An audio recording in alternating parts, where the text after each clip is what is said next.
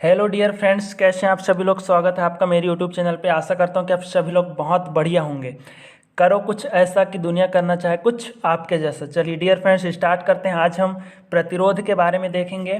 तो प्रतिरोध का जो श्रेणी क्रम है और समांतर क्रम है, इसमें हम सारे क्वेश्चन कवर करेंगे और डिटेल में। चलिए स्टार्ट करते हैं। अगर डियर फ्रेंड्स, अगर आप लोगों ने मेरा चैनल सब्सक्राइब नहीं किया है तो चैनल सब्सक्राइब कर लीजिए और बेल आइकन के बटन को क्लिक कर दीजिए। चलिए स्टार्ट करते हैं। तो डियर फ्रेंड्स, प्रतिरोध जो है, प्रतिरोध में आपके दो क्रम होंगे। पहला एक श्रेणी क्रम और समांतर क्रम। अगर आप लोग देखना चाहें तो इसका मिश्रित क्रम भी होता है। श्रेणी और समांतर का मिश्रित क्रम भी देख सकते हैं। तो अगर आप लोगों को श्रेणी क्रम और समांतर क्रम अगर अच्छे से समझ में आ जाता है तो इससे जितने भी क्वेश्चन हैं सारे आपसे बन जाएंगे। चलिए स्टार्ट करते हैं। प्रतिरोध का श्रेणी क्रम। प्रतिरोध का श्रेणी क्रम। तो डियर फ्रेंड्स, देखेंगे कि जो प्रतिरोध है उसका हमारा सबसे पहला टॉपिक है प्रतिरोध का श्रेणी क्रम। डियर फ्रेंड्स, अगर आप लोगों ने ये वीडियो एक बार भी देख लिया तो श्रेणी क्रम और समांतर क्रम से पूरा आप लोगों को समझ में आ जाएगा। इससे बाहर कुछ भी नहीं आएगा। चलिए स्टार्ट करते हैं। तो दिया हुआ है, जब अलग अलग वैद्युतीय आवेश अनुक्रम में जुड़े हों, अर्थात पहले अवयव का अंतिम सिरा दूसरे अवयव के पहले सिरे से जुड़ा हो, तो वह परिपथ श्रेणी परिपथ कहलाता है। डियर फ्रेंड्स, देखेंगे आप लोग डायग्राम के थ्रू, आगे देखेंगे डायग्राम इसके बाद। तो डेफिनेशन बोला है इसकी कि किसी भी अवयव का अंतिम सिरा उसके दूसरे अवयव के पहले सिरे से अगर जुड़ा हो, चलिए कैसा देख लेते हैं। ठीक है, तो बोला है कि पहले अवयव का अंतिम सिरा। ठीक है, जैसे हम रेजिस्टेंस की बात कर रहे हैं तो ये आपका क्या हो गया, रेजिस्टेंस। इसका ये पहला एक रेजिस्टेंस ये हो गया, तो इसका ये अंतिम सिरा दूसरे अवयव के प्रथम सिरे से जुड़ा होना चाहिए। ठीक है, वही थ्योरी है। चलिए, अवयव का अंतिम सिरा दूसरे अवयव के पहले सिरे से जुड़ा हो तो वह परिपथ श्रेणी परिपथ कहलाता है। चलिए आगे देखते हैं। उसके बाद है, इस परिपथ में अलग अलग प्रतिरोध जैसे R1, R2, R3 बैटरी के श्रेणी क्रम में संयोजित किए जाते हैं।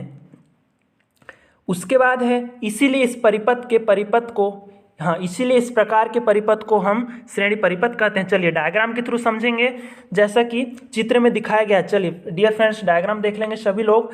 तो यहाँ पे बैटरी लगी हुई है। ये क्या है, बैटरी। ये बैटरी का एक धन सिरा हो गया और एक ये ऋण सिरा हो गया।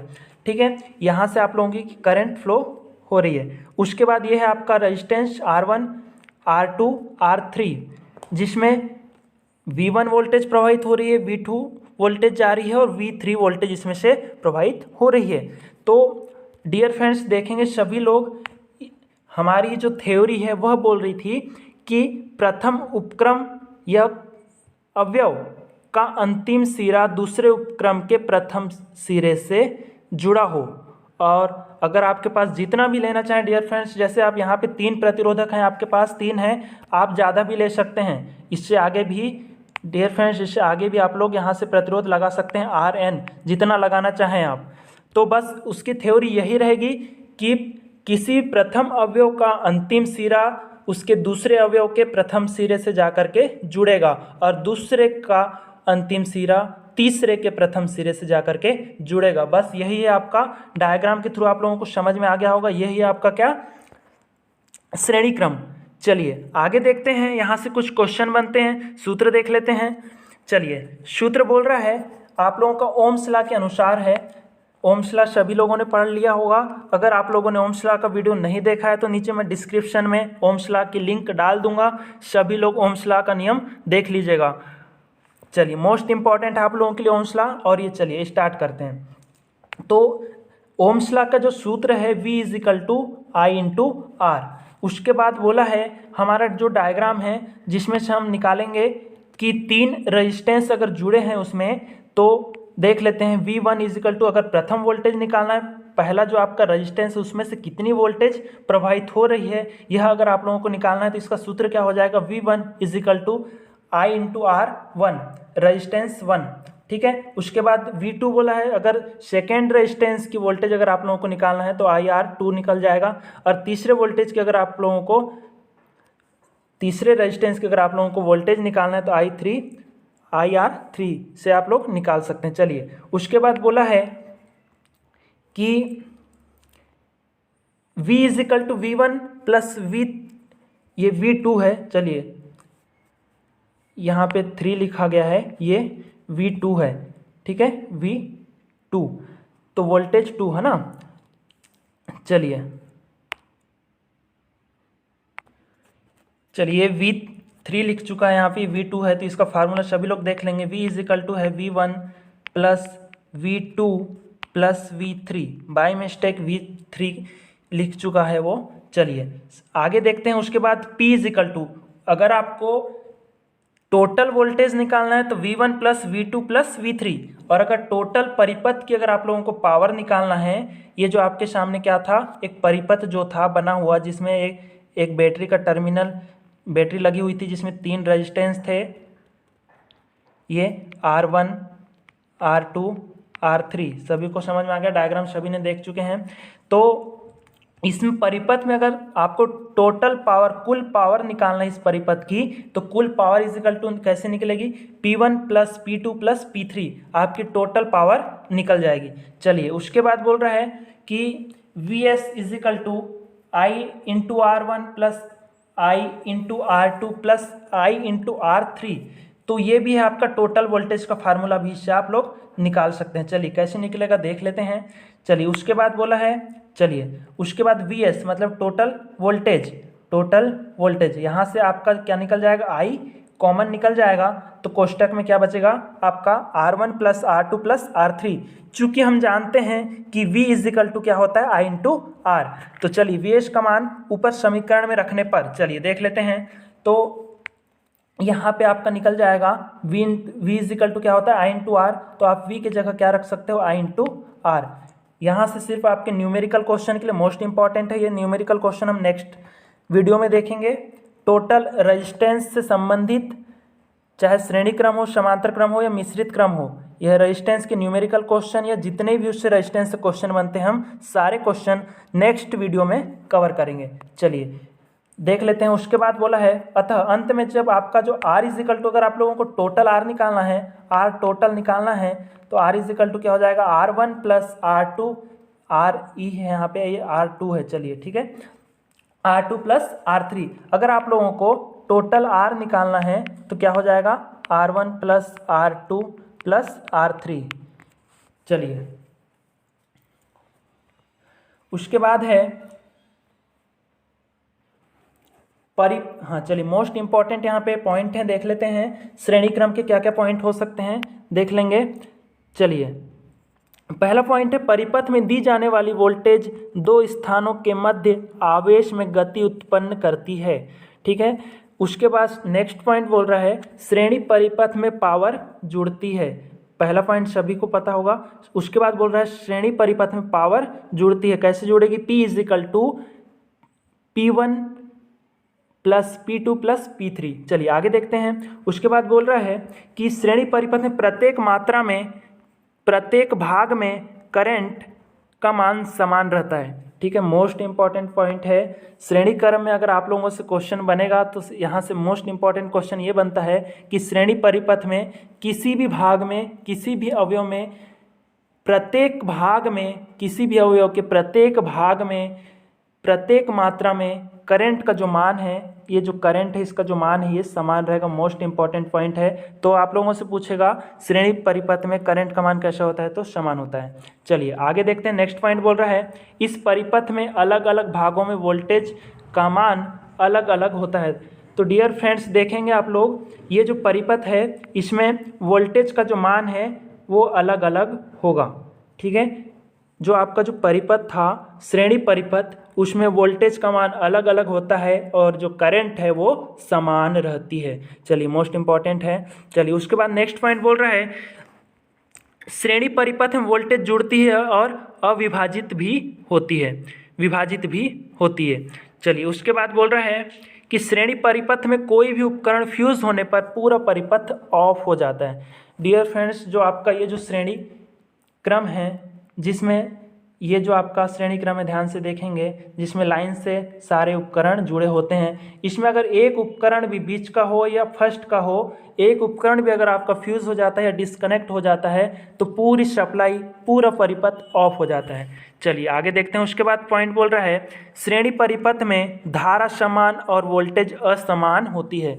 मोस्ट इंपॉर्टेंट पॉइंट है, हमने पहले भी देखे, जो श्रेणी परिपथ है उसमें धारा समान और वोल्टेज असमान होती है। उसके बाद बोल रहे हैं परिपथ का कुल विभवांतर परिपथ के प्रतिरोध के विभवांतर के योग के बराबर होता है। मोस्ट इंपॉर्टेंट पॉइंट है, ध्यान दीजिएगा। परिपथ का जो कुल विभवांतर है, जैसे अगर आप लोगों का टोटल विभवांतर अगर 12 वोल्ट है तो परिपथ के प्रतिरोधों के विभवांतर के योग के बराबर होता है। ठीक है डियर फ्रेंड्स, चलिए स्टार्ट करते हैं। उसके बाद बोला है प्रतिरोध का समांतर क्रम। प्रतिरोध का श्रेणी क्रम सभी को समझ में आ गया होगा। उसके बाद बोल रहा है प्रतिरोध का समांतर क्रम, जब दो या दो से अधिक अवयव एक स्रोत वोल्टेज के साथ जुड़े हों तो वह परिपथ समांतर परिपथ कहलाता है। समांतर परिपथ में अलग अलग शाखाएं होती है। जैसे उसमें देखे थे हमने कि पूरी शाखाएं लाइन से जुड़ी हुई थी, इसमें सभी शाखाएं अलग अलग होगी। चलिए डायग्राम के थ्रू देखते हैं। चलिए तो डायग्राम इसका दिया हुआ है।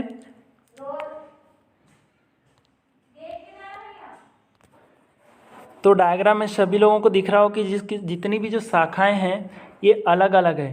ठीक है, शाखाएं इसी कैसी है, अलग। R1 की शाखा अलग है, R2 की शाखा अलग है, R3 की शाखाएं अलग है। इसको भी अपन ने बैटरी से जोड़ दे चुके हैं। ठीक है, चलिए डायग्राम सभी लोगों ने देख चुका होगा। उसके बाद आगे देखते हैं।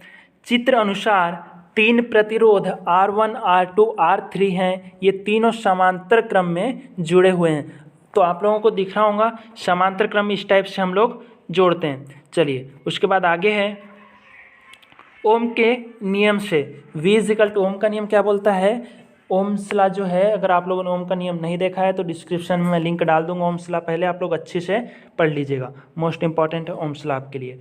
चलिए ओम्स का नियम जो है, ओम का नियम बोलता है कि V इज इक्वल टू क्या होता है, आई आर। अब आपके सामने कितने प्रतिरोध हैं, तीन प्रतिरोध हैं, R1, R2, R3। तो V इज इक्वल टू हो जाएगा I इंटू R1 और फिर V इज इक्वल टू कितना हो जाएगा I2 R2। उसके बाद V is equal to I3 R3। ठीक है, चलिए अगर आप लोगों को अब करंट निकालना तो डियर फ्रेंड्स आप लोगों को मैंने ओम्स लॉ पढ़ा चुका हूँ, सूत्र सभी से बन जाएगा। चलिए देख लेते हैं थोड़ा सा। इस टाइप से उसका एक आरेख होता है जिसमें क्या होता है आप लोगों को पता होगा। अगर आप लोगों ने ओम्स का नियम अगर अच्छे से पढ़ा होगा तो आप लोगों से बन जाएगा। चलिए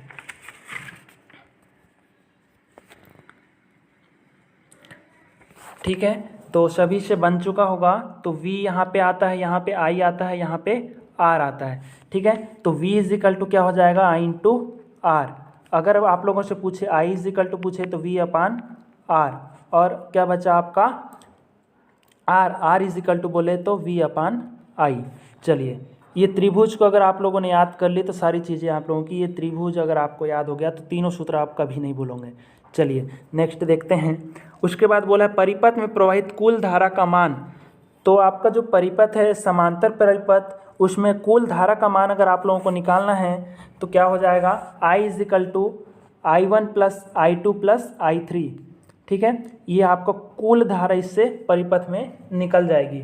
उसके बाद बोल रहा है कि I1, I2, I3 का मान रखने पर I is equal to V upon R1 plus V upon R2 plus V upon R3।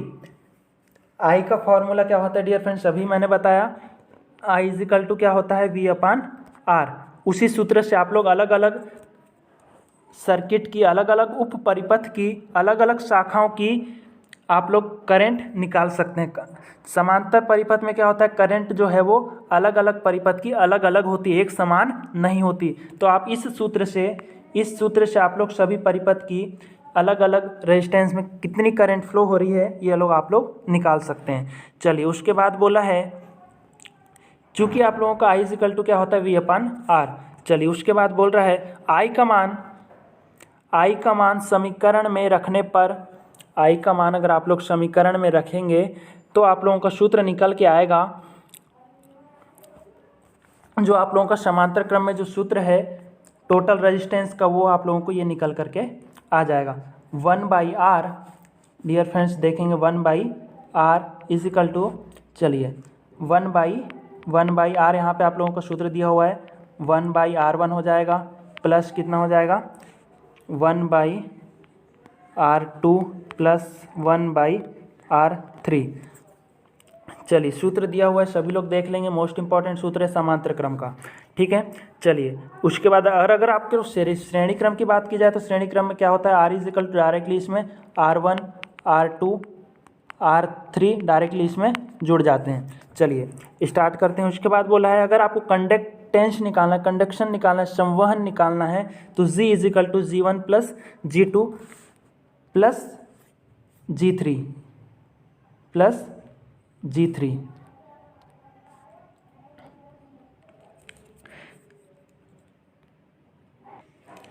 तो g is equal to g1 plus g2 plus g3। उसके बाद अगर आप लोगों को टोटल पावर निकालना है परिपथ की तो P1 plus P2 plus P3, ठीक है, ठीक है। उसके बाद पॉइंट बोल रहा है कि समांतर, पहला पॉइंट है समांतर संयोजन में सभी प्रतिरोधों के सिरों पर विभवांतर का मान समान होता है। पहला पॉइंट है समांतर संयोजन में सभी प्रतिरोधों के सिरों पर विभवांतर का मान समान होता है। तो डियर फ्रेंड्स देखेंगे आप लोग, जो समांतर क्रम है इसमें जो वोल्टेज है, वोल्टेज कैसी होगी, इसमें समान होगी, वोल्टेज का मान कैसा होगा, समान होगा, ठीक है। उसके बाद नेक्स्ट पॉइंट बोल रहा है कि तुल्य प्रतिरोध का व्युत्क्रम सभी प्रतिरोध के व्युत्क्रम की योग के बराबर होता है, ठीक है डियर फ्रेंड्स। चलिए उसके बाद नेक्स्ट पॉइंट बोल रहा है कि इस प्रकार के संयोजन में जुड़े सबसे कम प्रतिरोध में सबसे अधिक धारा बहती है और सबसे अधिक प्रतिरोध में सबसे कम धारा बहती है। मोस्ट इम्पॉर्टेंट पॉइंट है ये डियर फ्रेंड्स, ये जो पॉइंट है आपका मोस्ट इम्पॉर्टेंट पॉइंट है, ध्यान से पढ़िएगा। इस प्रकार के संयोजन में जुड़े सबसे कम प्रतिरोध में, जो परिपथ है उसमें अगर सबसे कम प्रतिरोध जो है उसमें सबसे अधिक धारा बहेगी और जो सबसे अधिक प्रतिरोध वाला जो परिपथ है उसमें सबसे कम धारा बहेगी। चलिए आगे देखते हैं। उसके बाद है पावर रेटिंग सीधे जुड़ती है। पावर रेटिंग का सूत्र आप डायरेक्टली निकाल सकते हैं, P is equal to P1 plus P2 plus P3, direct इसमें पावर जुड़ जाएगी। उसके बाद संवहन भी सीधे जुड़ता है, हमने देखा था संवहन भी सीधे जुड़ता है।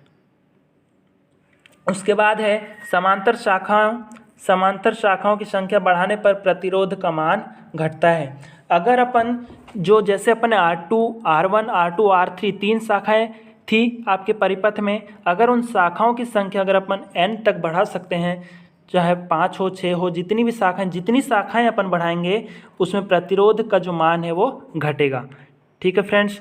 चलिए वीडियो आप लोगों को समझ में आ गया होगा। तो डियर फ्रेंड्स अगर आप लोगों ने मेरा चैनल सब्सक्राइब नहीं किया है तो आप प्लीज़ चैनल सब्सक्राइब कर लीजिए और आशा करता हूं कि आप लोगों को वीडियो बहुत अच्छे से समझ में आ गया होगा। डियर फ्रेंड्स ये वीडियो अगर आप लोगों ने देख लिया पूरा तो श्रेणी क्रम और समांतर क्रम से जितने भी क्वेश्चन आएंगे आप लोगों से बन जाएंगे, चाहे आपका प्रतिरोध का श्रेणी क्रम बोले या जितने भी आपको चीज़ें हैं आपके पास श्रेणी क्रम और समांतर क्रम से क्वेश्चन अगर आता है तो आपसे उम्मीद करता हूं कि आप लोगों से बन जाएगा। और डियर फ्रेंड्स हम अगले वीडियो में रेजिस्टेंस के श्रेणी क्रम के, समांतर क्रम के और जो पुराने रेजिस्टेंस के जो क्वेश्चन आते हैं एग्जाम में, सारे न्यूमेरिकल क्वेश्चन अपन कवर करेंगे। कम से कम 30-40 क्वेश्चन अपन जो मोस्ट इंपॉर्टेंट है आप लोगों के लिए वो सारे कवर करेंगे अपन नेक्स्ट वीडियो में। चलिए अगर आप लोगों ने डियर फ्रेंड्स मेरा चैनल सब्सक्राइब नहीं किया है तो चैनल सब्सक्राइब कर लीजिए। धन्यवाद।